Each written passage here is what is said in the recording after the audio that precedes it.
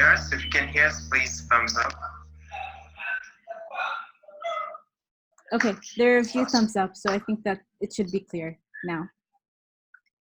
Okay. Awesome. And Sumanganuri, what have you been working on at AOU? Oh, so both Mari and I are actually in the Global Challenges stream, which is basically a degree program that is custom to the African Leadership University.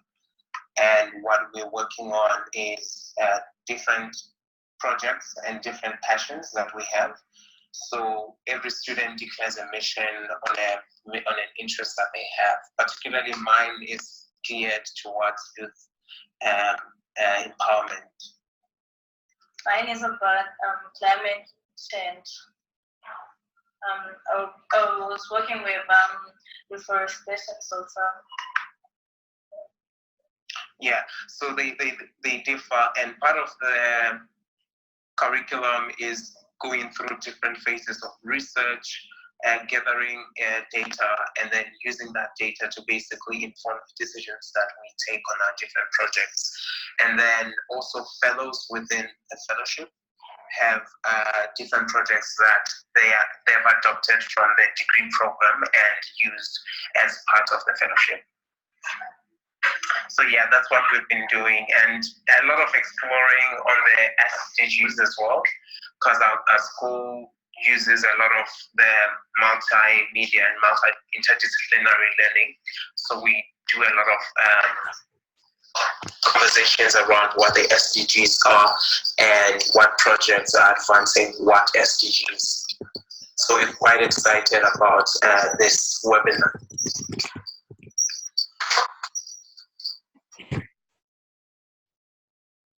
Awesome. I think it was also a little bit hard to hear in the beginning. So do you mind sharing the introduction for the speaker that's going to be hopping on the call in a few minutes, and we can get started?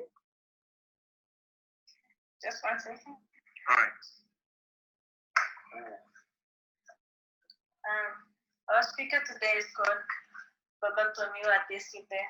Right, a partnership with Sahara Group and international organizations such as United States Development Goals Programs, UNEU in New York, and Organization for Economic Cooperation and Development in Paris. The following scented MOU between Sahara and United Country law in New York.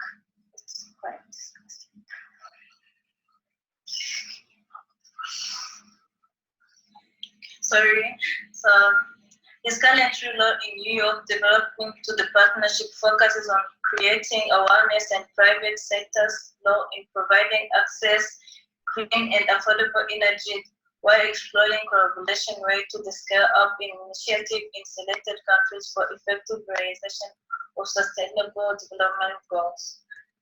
He has over 12 years of private sector experience, has involved in development and implementing monitoring projects and policies through private sectors with numerous governments in different countries such as Nigeria, Ghana, Cote d'Ivoire, Tanzania, Zambia, Switzerland, and Singapore, and UAE.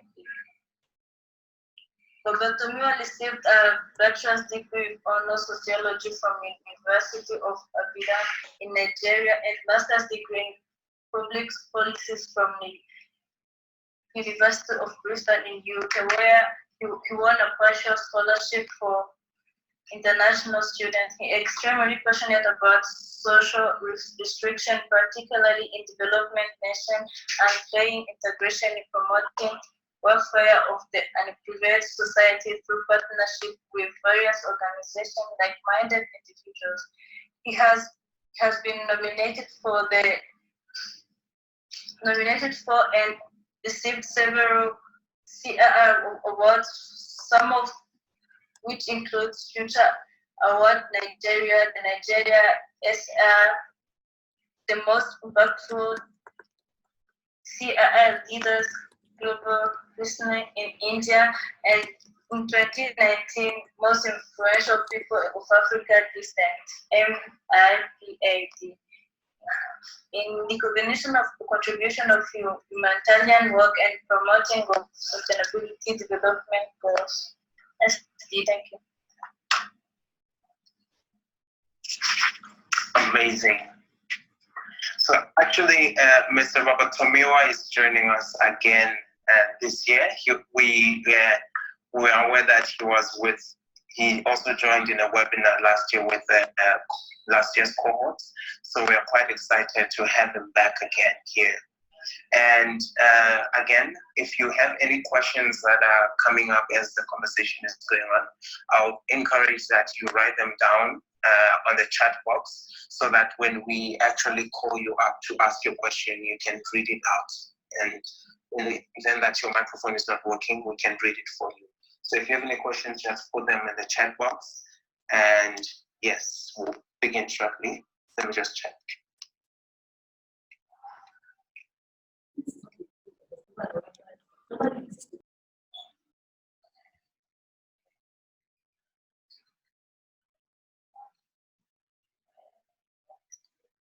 All right. It seems like our speaker has joined us. So, Babatomiwa, welcome.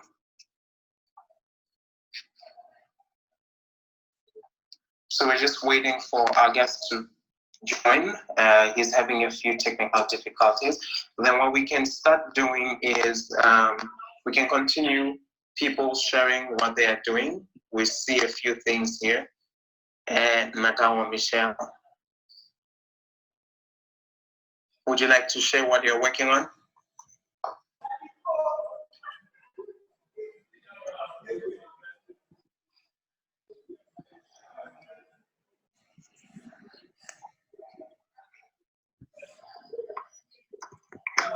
All right, we also see Bharat also would like to share what they're working on. Would you like, can you please share what you're working on, Bharat?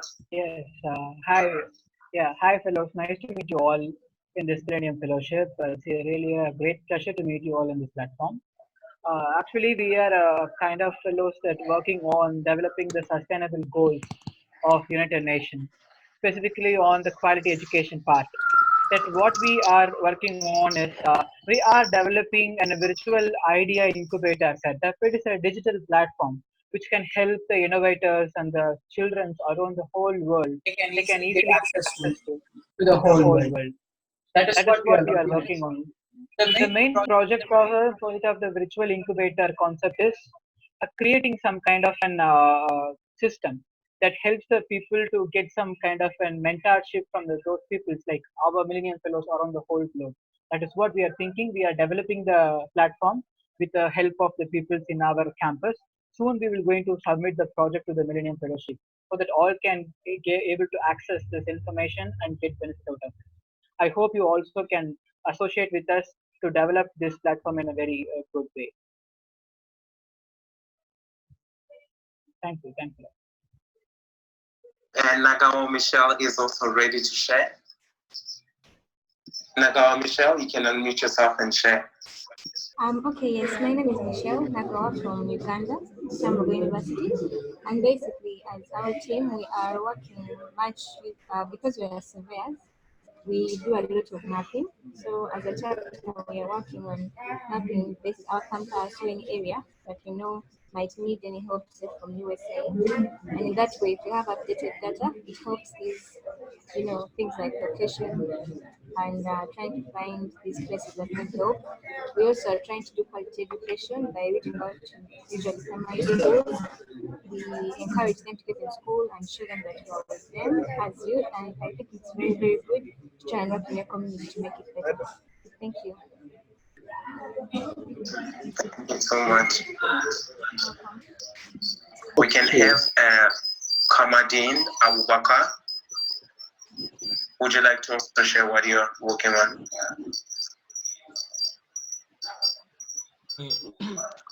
Yeah, well, like, hi, I'm Komardin Can someone hear me? Abubakar. Yeah, I'm Komardin Abubakar from Lagos State University, Nigeria, and I'm working on SDG 4, that is quality education for all. So my project is about going on an outreach to know the children who are out of school, the reasons why they are out of school, and how to get them back in school.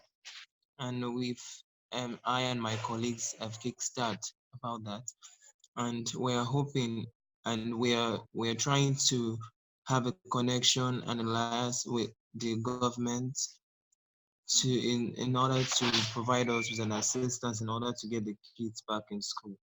Thank you. Thank you so much. Thank you. It also sounds like something that Nagawa Michelle is working on from Uganda. So you guys can connect and like see how best you can assist each other in content network. Use these networks to basically advance the projects that you're working on. All right, thank you very much. Anybody else who would like to share what they are working on, the project that they're working on, and maybe like they can start networking with the people who are in the webinar, and that way we can kind of network and see how best we can leverage on these networks. So I see Maureen Washira.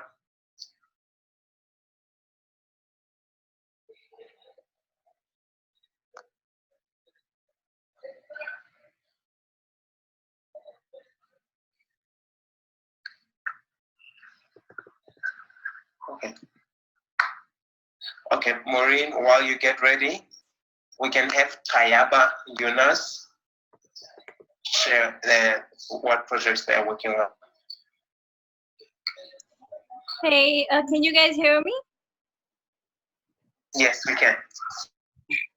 So basically the goal of my project is quality education, and we are working on refugee campuses. There's refugees from Afghanistan, and we are providing them education, basic education, because there's a major language barrier between us.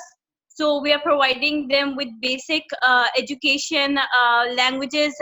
We are teaching them how to write, how to read, so that they can survive in this society. And we are also providing them funds, and we are making things better for them in their household where they are currently living. So basically our goal is to lean them more towards education than towards thus, so we can reduce child labor. And for that we are raising funds ourselves for all this purpose, and planning events that would focus on quality education. Thank you so much, Tayaba. Thank you. I think I'm seeing what we're noticing is that a lot of the fellowship programs are working on education. That's very cool. It means the network is much bigger. We can literally learn from each other. We're gonna start with our speaker shortly.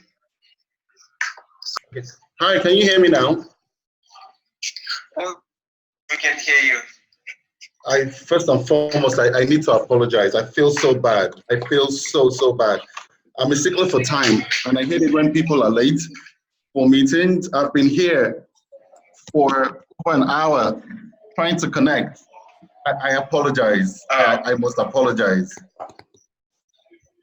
No, it's okay. We understand. I think technology can be a blessing and a curse sometimes. And a curse. It's been a curse today. We're actually glad that you're here. No, I apologize. I feel so bad. I really feel bad. I hate keeping people waiting. Okay. All right, so I think we can just go right in, start with a moderated session, and then we have a few questions for you, and then we'll move on to the Q&A from the fellows. Okay, that's fine. Thank you. So, Babatomiwa, most people associate sustainable development with NGOs, non-profits, and policymakers. To what magnitude do you think corporations will lead our global effort towards sustainable development? Okay, thank you once again. Can you all hear me clearly? Yes, okay, Yes. great. Okay, so sustainable development is not just the role of one single stakeholder, something that everyone has a role to play in. So from the government to us as individuals, and then to large corporations. We'll say that large corporations have a huge role to play, but when you talk to people about the role of corporations, the first thing that comes to everybody's mind is the funding gap, and that the private sector should fund the gap in achieving the SDGs. That's something that they should do, but there's a bigger role that the private sector or corporations have to play in achieving the SDGs, and that is incorporating these SDGs into the core of their operations. And people usually ask me that, what do you mean by this? But when you think about it, who is the highest employer of labor in the world? It's the private sector. They employ a lot more people than government anywhere in the world. And so if the private sector can incorporate the SDGs into the core of their operation, so for instance, we talk about gender equality. If the private sector can ensure that there is gender equality across board, so that even you look at the number of male to female that is hired by the private sector, it should be equal. When you even look at when you go to the board level and you say, what's the ratio of male to female at the board level in organizations, it should be equal. If we can have that in place, when you go to policies that favor male over female, so you find out that in most corporations, you find a man and a woman in the same position doing the same thing, but the man earns a lot more than the woman. That's unfair. So when you have organizations addressing these issues by incorporating them into the core of their operations, that's a bigger role than funding the gap that exists today. When you go to other things, let's move away from gender equality, and so you move to education, for instance. What role can the private sector play in promoting access to good education? Making things more affordable. So you're making tablets and computers and Wi-Fi and whatnot, and it's beyond the reach of the poor. If you ensure that the prices are a lot more affordable and the people who don't have as much money have access to these things, then they have access to good quality education. So there are many more things that the private sector can do than just funding the SDG gap. Funding it is a huge thing, but the role that the private sector has to play cannot be overemphasized. And if anyone thinks that the private sector has no role to play, that's a big lie. So, but then going back to it again, the private sector has a role to play. The government have roles to play. Individuals have roles to play. And so for me, the biggest SDG is SDG 17, partnerships. When all the various stakeholders, private sector, government, individuals, civil society, can all come together and partner and play the roles that they all have to play, then we're the first step to achieving the SDGs. Thank you so much. Okay. All right. Yeah. I think what we're getting from there is that the importance of like the different stakeholders playing their parts in ensuring that they advance the sustainable development goals. I think, how do you think social impact done in the private sector is different from social impact achieved through the public sector? And maybe from your own experience, which one is more effective? Okay, so from my own experience, the underlying value is impact. What are we all trying to achieve? We're trying to achieve impact. And so it can be done differently. Private sector does things differently. Public sector does things differently. For private sector, the main bane of any private sector organization is profits, to make business. But with the introduction of sustainability into the core of operations and with the awareness of the SDGs, private sector is a lot more aware on the need to make profits, but while still having impact. And why we've moved away from the MDGs to the SDGs is that the MDGs were more focused on outputs than impact. And so it was, for instance, how many schools are we building? How many hospitals are in existence? Without finding out the impact of the hospitals or how many teachers are in the schools or how the impact the schools are having on people. But then with the SDGs, the sustainability being included in the whole thing, it's about driving value, having value, and the impact that it has on the people. And so with the public sector, the drive to have value and impact is not for profit or anything. It's not of social good. But for the private sector, it's doing it to have an impact, but still in a sustainable way to make money. And so I will say that the approaches are different. In my opinion, none is more impactful, none is more important or more useful, but it's about the collaboration. It always comes back to collaboration.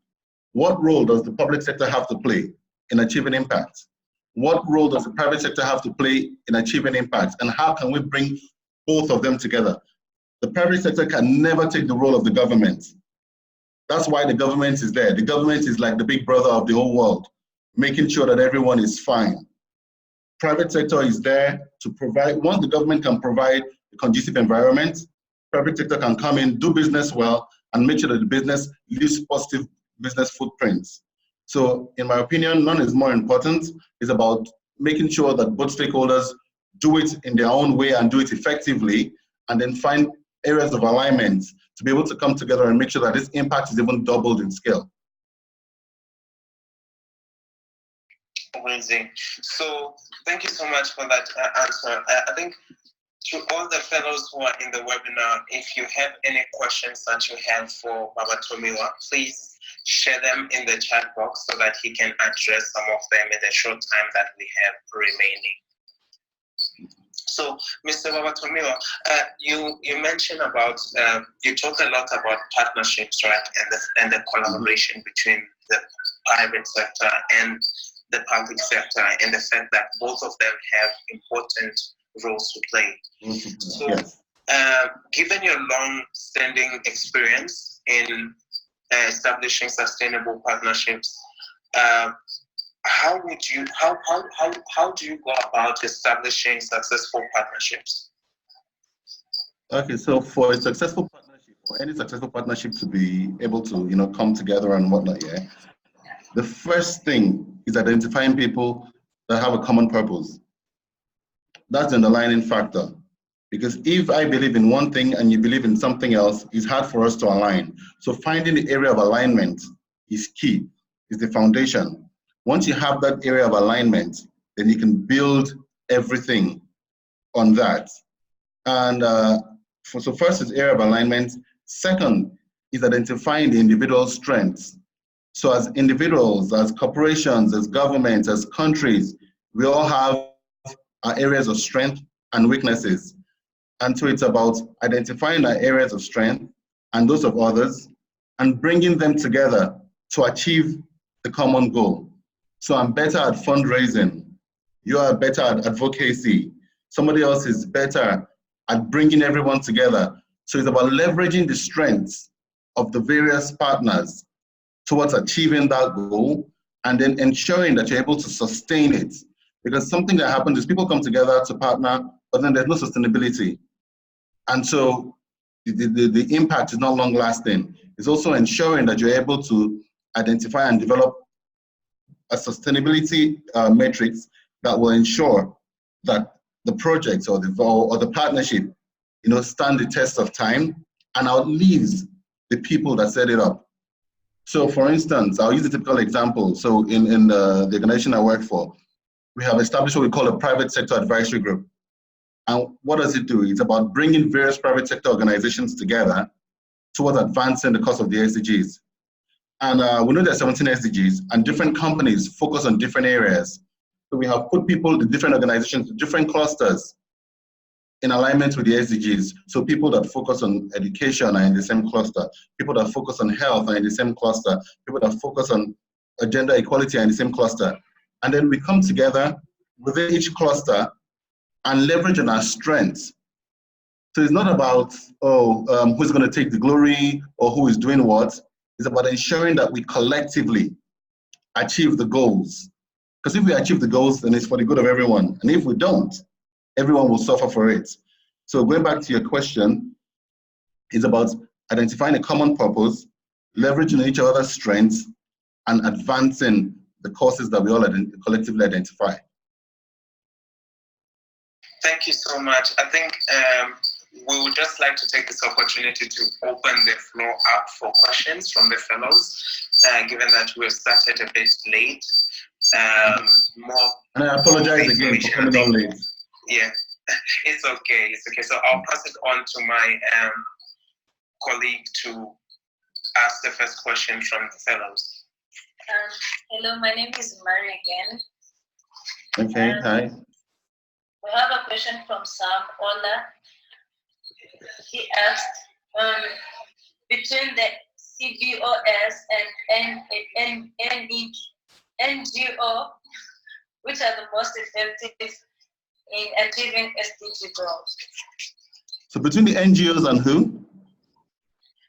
CBOS. CDOS. Can person clarify what it means by CD? C for Charlie, D for David, O for Oscar. Yes, so it's CBOS. Oh, CBOs. Oh, community-based organizations and NGOs. Yes. So as I say, it goes back to the same thing, yes. Everybody has a role to play. So when you have the community-based organizations, those ones are more often than not resident within communities. And you understand the needs of the people. You understand the cultural beliefs. You understand the religious beliefs of the people and how these beliefs affect sustainable development. And so they're able to design projects, partnerships, and things that suit those specific people. Now, the NGOs, on the other hand, are larger and do things that can, that are not fit for purpose, but cut across board. So everyone has a role to play. And, I don't think anyone is more important than the other. You're like different parts of the body. The hand has its use, the legs have their use. So you have to be able to, bring everything together towards achieving the same objective. But no matter how effective an organization was set up to be, it all depends on how it is run. Because I know that we have a lot of issues with NGOs and civil organizations now. They have moved away from their core of what they were set up for. Most of them are now money-making machines, deceiving people and whatnot. But that's not to say that we still have the ones that are authentic, that are original, and are straightforward. So in my opinion, not one organization is more important than the other. Everyone has a role to play.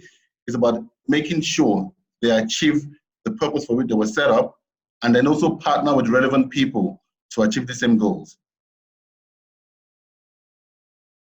So much, and we hope that answers your question. So the following is Nagawa Michelle. He can have a chance to be unmuted and ask. Can you say that again? Nagawa is going to be unmuted and ask her question. I'm struggling to hear. Nagawa. Yes, Nagawa Yes. Michelle. So you can go on and unmute yourself and ask your question. Hello, can you hear me now? Okay, yes, you can.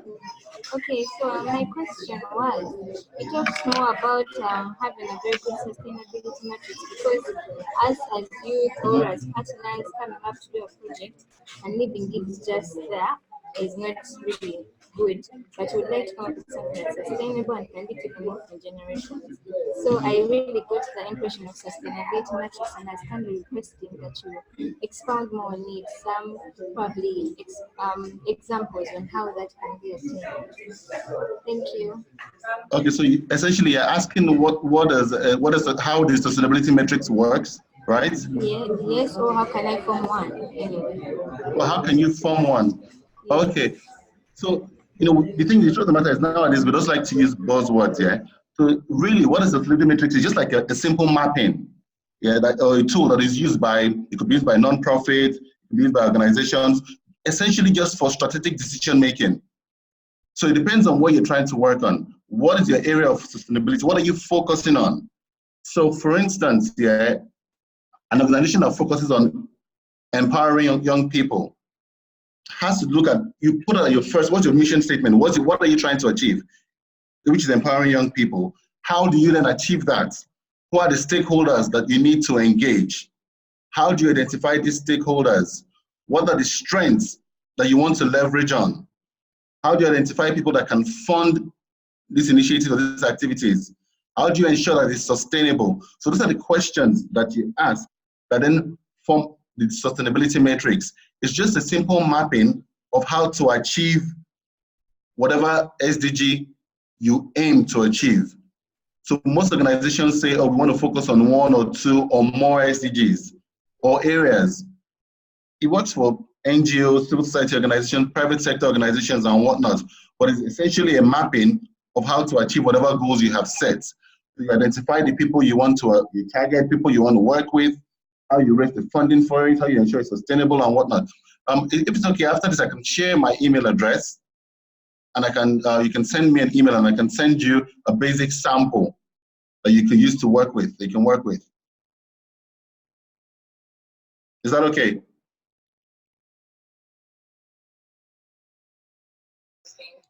It's no longer noticed. We'll go with Kamagela. Kamulego. Oh, Yes. I'm sorry. So Kamukelo, you can unmute yourself and ask your question. Hello, can you hear me? Yes. Yes. Okay, first, I'd like to thank you, Mr. Olusei. So my first remark is based on that the private sector has valuable expertise when it comes to creating value for the communities, because hence they capitalize on the profits via solving those problems. So now my question is based on practicalities of ensuring that the private sector does collaborate with the public sector, because we know that they do collaborate, but it's only based on them avoiding tax via corporate social developments. So how can we successfully implement other ways at which we could sort of liaise the private sector to helping as the public sector also endorses? Okay, so that's a very valuable, thank you very much for the question here. So what it is that the private sector is a lot more aware of the need to collaborate with the public sector. Because over the last few years, what has happened is that the society has turned to the private sector as for the bread and butter. So I can give you practical examples of certain communities where we work, where they have turned all their problems to us. So they want us to give them electricity for free. They want us to give them water for free. They want us to give them good roads.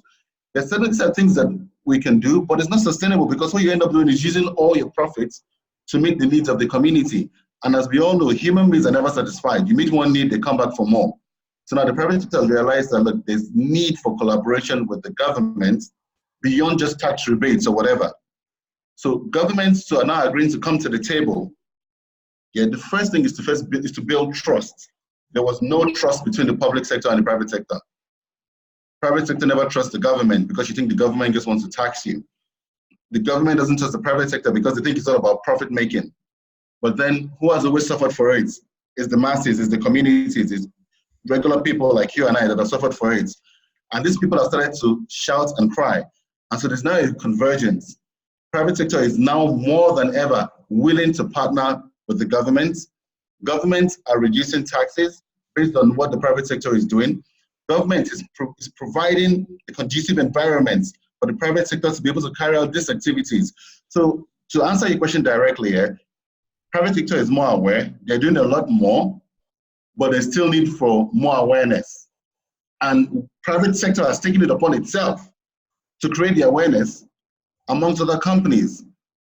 The challenge is some companies cannot just afford to do it. They know what to do, but unfortunately, they don't have the resources. So that's why it looks like they're running away from their responsibility. But to answer your question, is it about creating more and more awareness? Private sector is already doing that. Government is doing that. And this is where young people like you and civil society organizations also have a role to play. This is where your voices should be heard, demanding for what is right, letting the public know what should be done. But slowly but surely, we're getting there. Okay, thank you. Thank you so much. We hope that answered your question, Kamukhado. So, Mr. Tomiwa would like to respect your time. With regard with this, we'd like to know, would you be available to stay on the call for an additional 10 minutes? Yes. I have no choice. I feel so bad for wasting everyone's time, so I'm happy to stay on much longer. All right. So to fellows, please keep your questions coming in. And then we have a question from Brenda Tumusime. Brenda, can you unmute yourself and ask your question?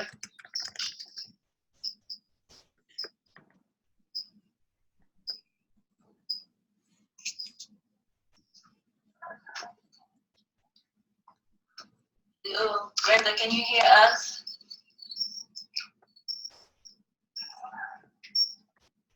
All right.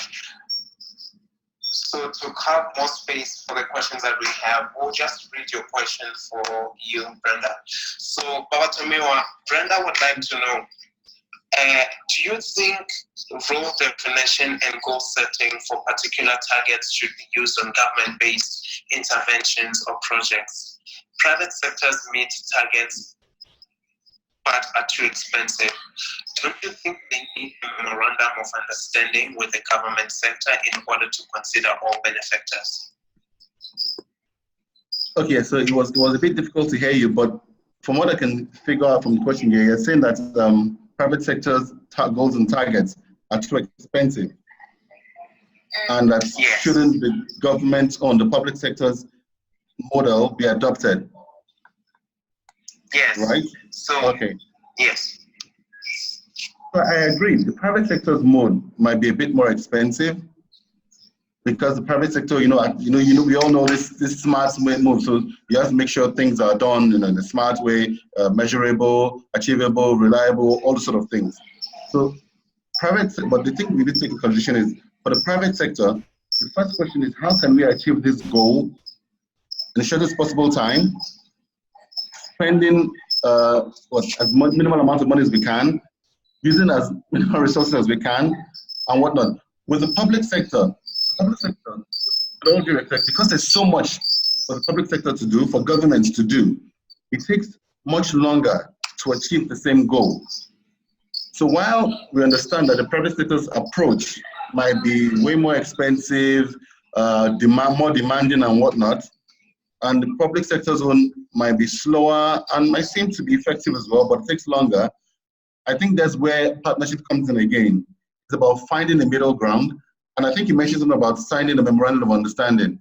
We do a lot of that right now. You see, not just governments, but international global institutions and whatnot, coming to the private sector to say, okay, how can we align our strategies to achieve these same goals? And we're seeing more and more of that. And even the government is pushing for more and more of that. So as I said earlier, I think the way forward is collaboration between the public and the private sector. Thank you so much. So please, we know that there are a lot of questions that this time wouldn't allow for us to delve in. Please, we're going to ask Babatomiwa to share his contact details. But before that, we have one last question, which is, there are more young people in the world today than ever before. And from your experience, what advice would you have for the 1,092 Millennium Fellowship to be advocates for the SDGs? Okay. So, as we move towards the decade of achieving the last decade, for achieving the SDGs, yeah, this is the time for young people to make their voices heard. I said it earlier. Time is right. There's time can never be better to ensure that your voices are heard. We do a lot of complaining on Facebook, on social media and whatnot, but no one is willing to talk to the people that need to hear the voices. So I'll say we have the strength, we have the energy, we have the voices, and we have the mental intellect to be able to articulate the problems. We are the ones, yeah, that are faced with these problems more often than not. So why not complain to the people that need to hear it? So the time is right to use, so for what I'll say to the young millennials is to use your voices the right way, and then form partnerships amongst ourselves. We find out that we're doing the same thing in different places without talking to each other. We need to start to talk to one another so we don't have to reinvent the wheel. There's somebody doing what you're trying to do close to you. We can never underestimate the power of social media. Yeah, but we use it wrongly. We should start to reach out to one another. And I like the fact that before I came on board, people were talking about the projects that they're working on in the various locations. You need to start to identify people that are in your sphere of influence and collaborate. When you collaborate, you can achieve a lot more than working alone. So they say if you want to work fast, work alone. But if you want to work far, you go in groups. So you need to work with people, identify people who are doing things with you, doing things in your area, work with them, use the resources that we have access to, use social media. A few years ago, things will happen and no one will know about it. But now, people are scared. So in my country, Nigeria, where I come from, most of the rulers are scared to do things anyhow because they know that someone can just, with one tweet, their lives will never be the same again. So we should leverage on the things that we have, leverage on the strengths that we have, on our skills, on our resources, on the internet, and we should use our voices. Most importantly, we should collaborate. So you're in a network of other people. You have people that are in different parts of the world. Most people don't have that. People only know people in their areas, in their countries, in their cities. But then leverage on this network to identify people across, who are miles away from you. There's power in unity. With that, you'll be able to achieve a lot more. Thank you so much, Babatomiwa. I think for a lot of the fellows who are in this webinar today, there's a lot of things that they've learned in this short period of time that we've had. Since time is not on our end, we would like to thank you for the time that you've made for us today, but also would like to ask, how could the fellows stay in touch? As one of the fellows, I'm typing my email address right now. Okay.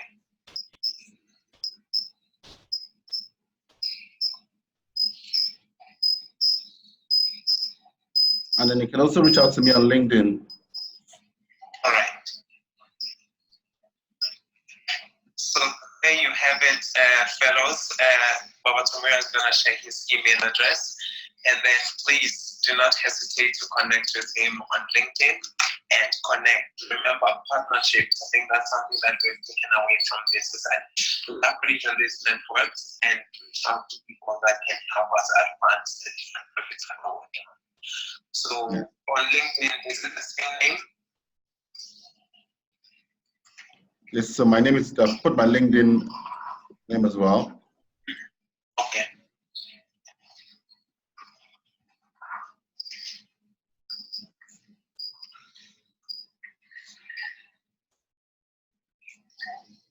Amazing. Thank you so much, Babatomiwa, and thank you to all the fellows who have signed into this webinar from all over the world. Please be on the lookout for communication about our next webinar with Ms. Kati Stroke next. So you can find out more about that on the crew platform and on the website. So thank you so much. Thank you. And thank you so much, everyone, again. And I apologize for keeping you waiting. I still feel so bad about that. I apologize. It's okay. Thank you so much. Thank you so much for joining us, Tomiwa, and thank you all for joining. You're welcome. Thank you. It's a pleasure. All right. Take care. Yeah, bye. Bye. Bye-bye.